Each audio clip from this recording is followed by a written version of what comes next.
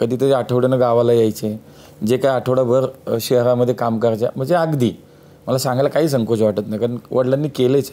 माझ्या वडिलांनी हमालीसुद्धा केली, म्हणजे मंडईमध्ये हमालीसुद्धा केली. त्यामुळे आमच्यासारख्याला, आता माझ्यासारख्याला तर तो एक अभिमान वाटतो की इतक्या कष्टातनं माझ्या पालकांनी मला लहानाचं मोठं केलं. आज ही परिस्थिती पाहताना निश्चित त्यांच्यासारख्यालाही तो एक अभिमान वाटत असेल.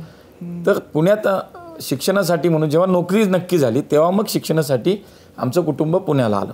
गाव जवळच होतं. पुण्यात आलो आम्ही, नवी पेठेत राहायला आलो. नव्या पेठेत राहायला आलो. भाड्याची खोली, म्हणजे ती खोली तुम्ही आणि मी बसलो याच्या एवढी खोली, 10 बाय 10च्या पेक्षाही कमी खोली, एक कॉट कशी तरी बसायची, आणि त्यात 5 माणसांचं आमचं कुटुंब.